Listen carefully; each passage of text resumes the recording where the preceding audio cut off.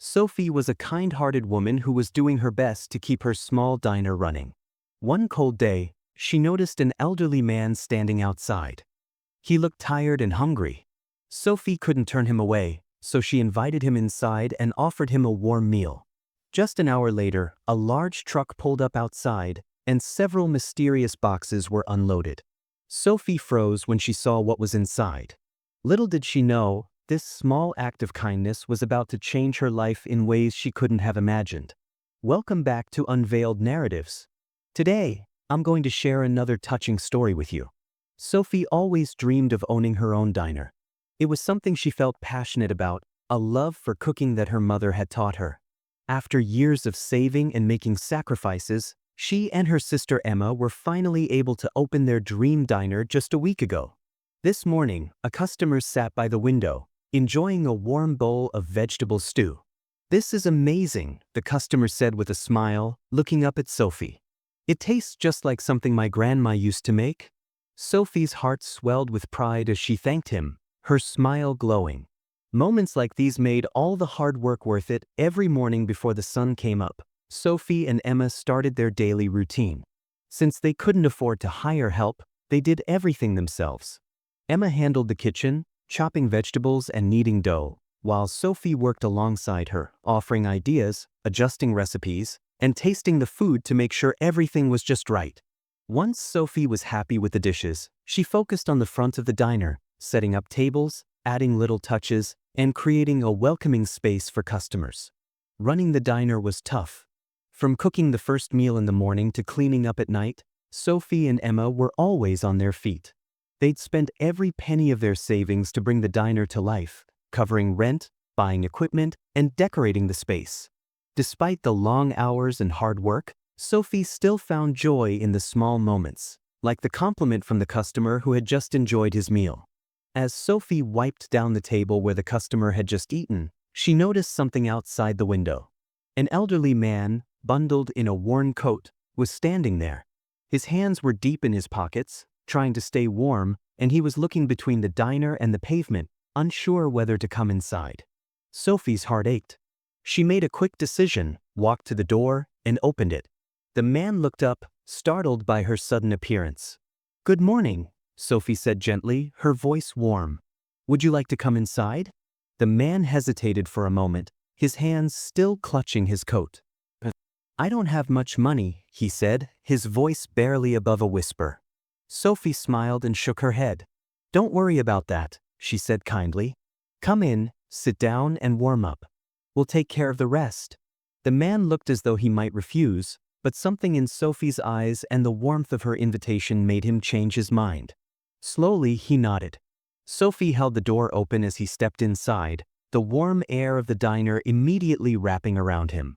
Sophie gestured to a cozy corner of the diner. "Sit here, make yourself comfortable," she said as the man carefully lowered himself into the chair. She handed him a menu. "Take a look and choose whatever you'd like," she added, wanting to make him feel respected. The man's hands were trembling as he held the menu. He scanned the options slowly, pausing at the heartier meals, but eventually moved down the list. After a moment, he stopped at the most modest option and quietly said, "The toast and coffee will do, please." Sophie's heart swelled with empathy. She could see the hunger in his eyes, but his choice showed modesty and self-respect. Sophie nodded gently but leaned in, her voice soft. "That's a fine choice. Let me check on something in the kitchen." "I'll be right back." In the kitchen, Emma was busy kneading dough.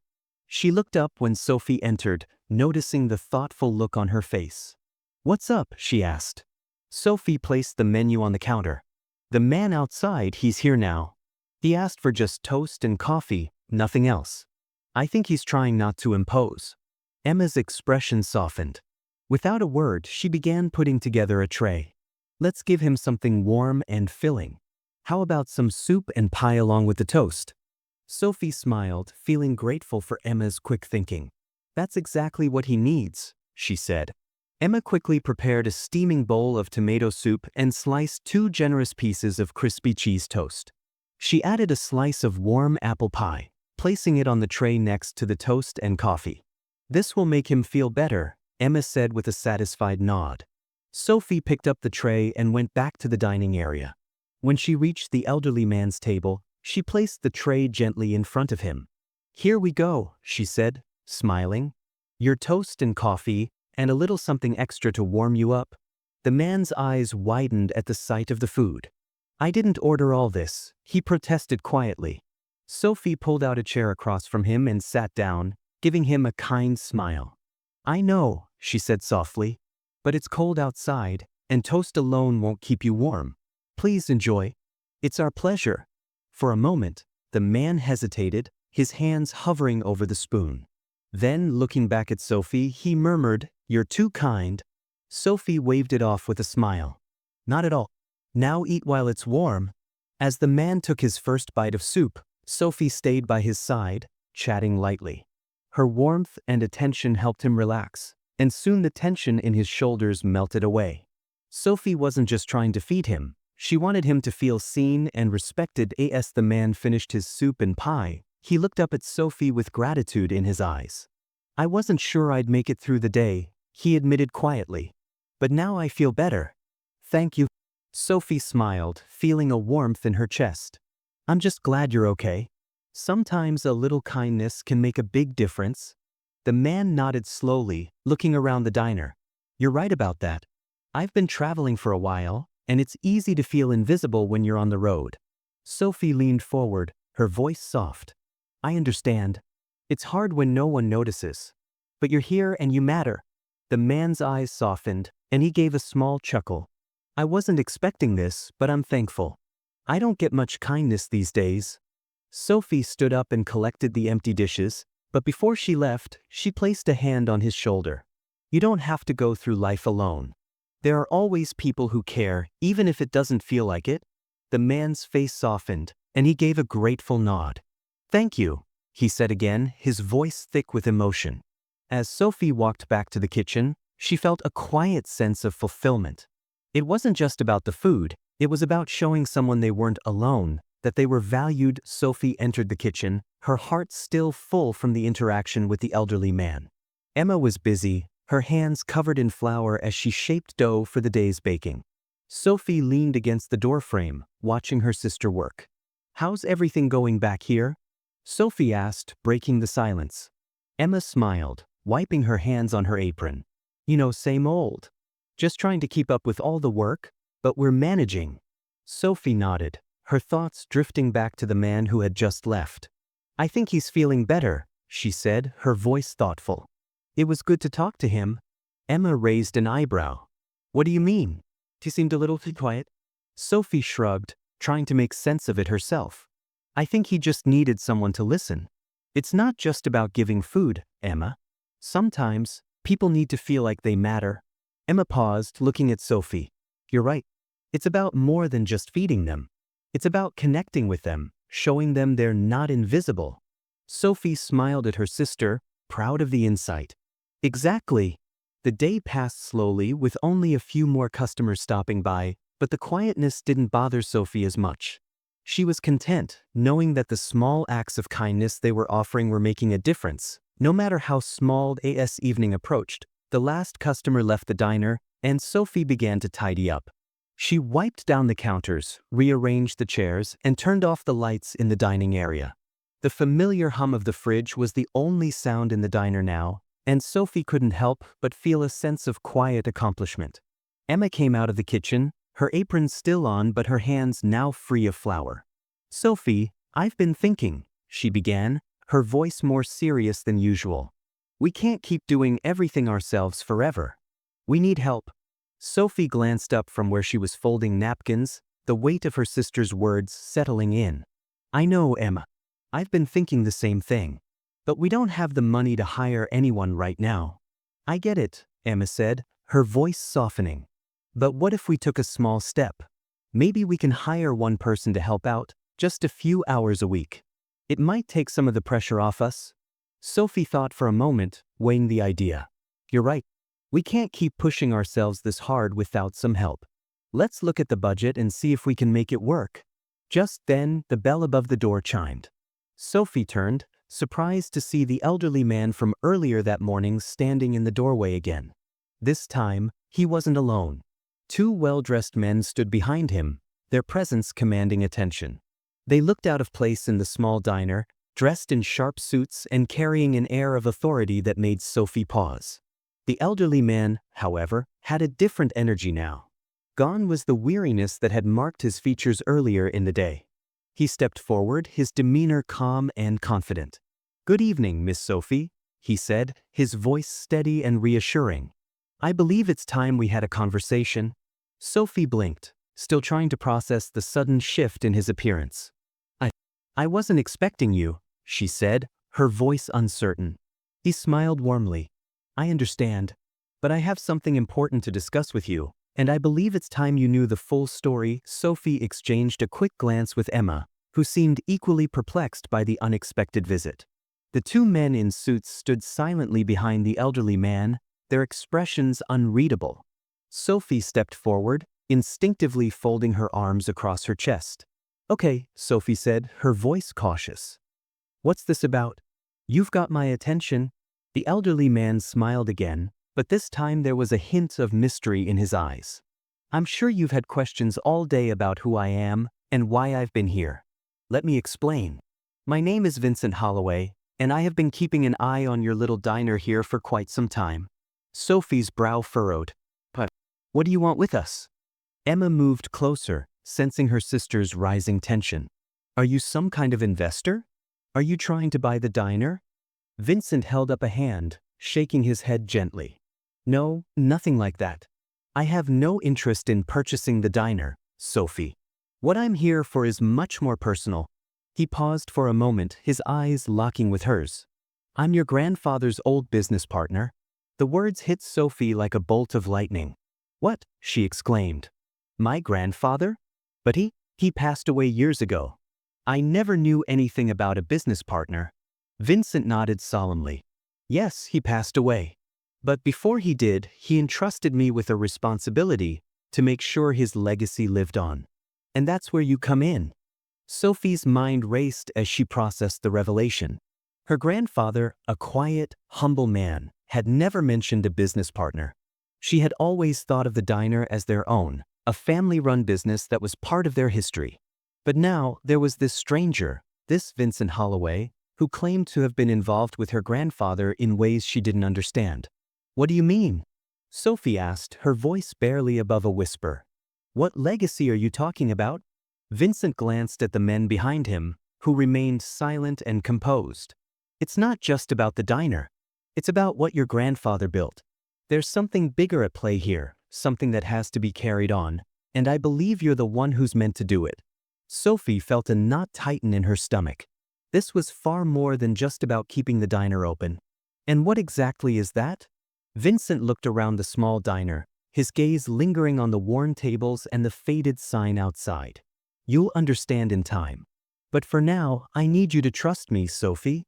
There's more at stake than you realize, and I've come to offer you the opportunity to take your grandfather's place." Sophie felt a chill run down her spine. This wasn't the conversation she had expected tonight. It was as if the world around her was suddenly shifting, revealing a path she hadn't anticipated. "Why me?" she asked, trying to steady her breath. "I'm just a waitress here. I've been running this place with Emma. What does any of that have to do with me taking his place?" Vincent's eyes softened, and for the first time, he seemed almost kind. "Because you have something your grandfather saw in you, Sophie. Something he believed in." He knew this diner was just the beginning. The air in the diner seemed to grow heavier as Sophie processed Vincent's words. The idea of taking her grandfather's place, of carrying on some legacy she hadn't even known existed, felt like a weight settling onto her shoulders. "Something he saw in me?" Sophie repeated, her voice tinged with skepticism. "I don't even know what you're talking about. What kind of legacy are we talking about here?" Vincent paused, taking a moment to gather his thoughts. The two men in suits behind him exchanged another brief glance, but they remained silent, allowing him to do the talking. "Your grandfather," Vincent began slowly, "wasn't just a diner owner. He was a part of something much larger, something that spanned generations. And when he passed, he left behind more than just this business. There are connections, things that he protected, Things that have been waiting for the right time to surface? Sophie felt her heart race. She had always admired her grandfather, but this was something beyond her understanding. She looked to Emma for support, but her sister seemed just as bewildered, her face pale with confusion. "You're talking about some kind of secret?" Sophie asked, trying to keep her voice steady. "Some hidden, what? Organization?" Vincent smiled again, a knowing smile. "Not exactly. Think of it more like a network. A network your grandfather was a part of. He helped protect things, information, history that others would do anything to get their hands on." Sophie's head spun. "I don't understand. Why tell me now? Why not sooner?" "Because," Vincent replied, stepping closer, his voice dropping lower, "you're ready now. There are things you need to know, things your grandfather couldn't tell you until you were old enough to understand. And things that, until now, were far too dangerous for you to be involved in." Sophie took a step back, her mind racing. "Dangerous? Are you saying my grandfather was involved in something dangerous?" "Yes," Vincent confirmed. "But it's not just about danger. It's about keeping the right things in the right hands. Your grandfather trusted me with that responsibility, and now it's yours." Sophie looked at him for a long moment, trying to gauge his sincerity. Was this some kind of twisted scheme? Or was he telling the truth? She couldn't tell, but the weight of what he was saying was undeniable. There was something hidden, something her grandfather had been part of, and now it seemed like Sophie was being pulled into it. "You want me to take his place in some kind of network?" she asked, trying to wrap her head around the idea. "And what would that mean for me? For the diner? For Emma?" Vincent looked at her, his gaze serious. "It means you'll have to make choices, hard choices. But it also means you'll be part of something larger than just this diner. Your grandfather was a protector of sorts, and now you're his heir." Sophie felt a strange mix of emotions. Confusion. And beneath it all, a strange curiosity. Was this really her path? Was this the legacy her grandfather had left her? "I don't know what to say," she finally admitted. "You don't have to decide now," Vincent said, his tone softening. "But know this, the legacy is yours to claim, if you choose to. And if you don't, others will take it. And it might not end well for you, or for Emma." Sophie glanced at Emma, who seemed as lost as she was in this strange conversation. Sophie had always felt responsible for the diner, for Emma, for keeping their lives grounded and simple. But now, everything was in flux. Everything had changed. "Give me some time to think about this," Sophie said quietly, her voice firm. "I need to understand what's going on before I make any decisions." Vincent gave a small nod, his eyes showing no sign of impatience. "Of course. Take all the time you need. But don't take too long. Time is something we're running out of." With that, he turned and nodded to the men behind him. The two men stepped forward, each holding an envelope. One of them handed it to Sophie. "This will explain some of what you need to know," Vincent said as he turned to leave. "I'll be in touch. Remember, you have a choice. But not for long." With that, he and his men turned and left the diner, leaving Sophie standing there, holding the envelope. Emma was beside her now, her hand on Sophie's arm, but neither of them spoke. They were both too stunned to say anything. Sophie glanced at the envelope in her hand, her heart racing. What had just happened? What was she about to uncover? Sophie stood motionless for a moment, staring at the envelope in her hand as if it might explode at any second. The diner had gone eerily quiet again, save for the soft hum of the fridge in the corner. Emma finally spoke, her voice tentative. "Sophie, what is this? What's happening?" Sophie shook her head, her thoughts a whirlwind. "I don't know, Emma. I really don't know." She looked down at the envelope. It was unmarked, save for a single wax seal on the back. A seal she recognized, the same one her grandfather had used on important papers. Her breath caught in her chest. "That's Grandpa's seal," Emma whispered, leaning in closer. "What does it mean?"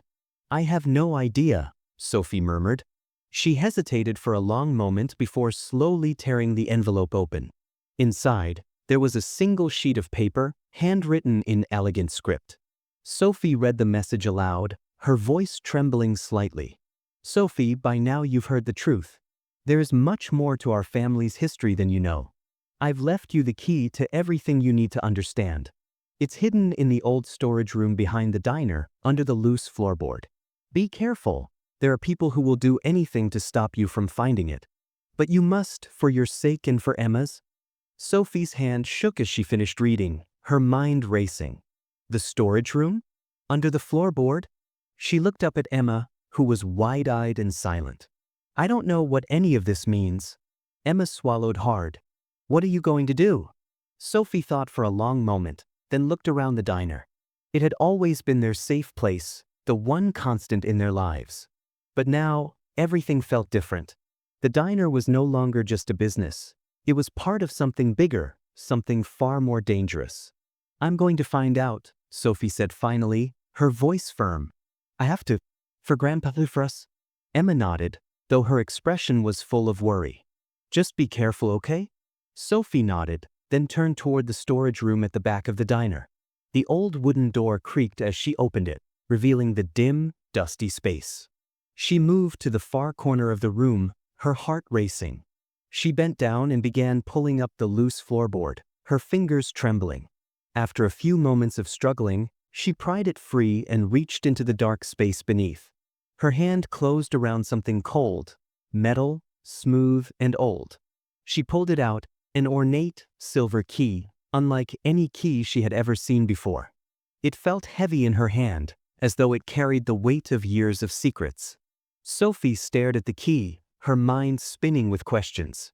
Where did this key go? What had her grandfather been protecting all these years? And why had he left it for her to find now? As she stood there, the sense of danger Vincent had spoken of settled over her once more. Whoever or whatever was after this key wasn't going to stop easily. But Sophie knew one thing for sure, there was no turning back now. "Let's see what you were protecting, Grandpa," she whispered, and stepped out of the storage room, the key clutched tightly in her hand.